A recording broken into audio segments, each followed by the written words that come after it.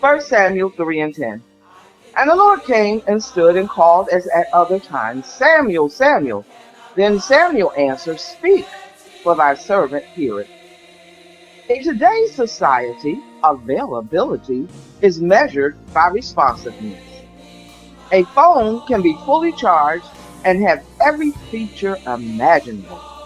But if it stays on silent and is never answered, it becomes useless in the moments it's needed most. The problem is not always that someone failed to call. Sometimes the receiver was unavailable to hear. Spiritually, one may want God to speak, but won't slow down long enough to hear him when he does. This generation is filled with noise from opinions, noise from distraction, noise from worries, noise from entertainment, and fleshly desires.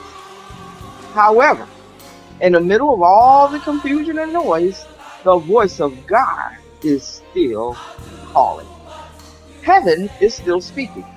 The Lord is still looking for someone with a listening ear and an available heart. When Samuel was lying in the temple and the Lord called him by name, at first he did not recognize the voice of God because he was not yet familiar with it. But once he understood who was calling him, his response changed. Samuel said, Speak, for thy servant heareth. That was more than a statement. It was surrender.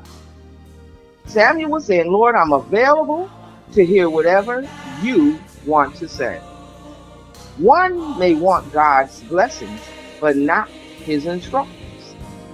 They may desire elevation, but resist correction. But before God uses anyone publicly, he first develops their ability to hear him privately. God is not just looking for talent or emotion. He's looking for hearts willing to listen and obey. The challenge today is not whether God is speaking. The challenge is whether we have silenced everything else long enough to hear him clearly. Because a willing heart is necessary and true availability to hear God's call.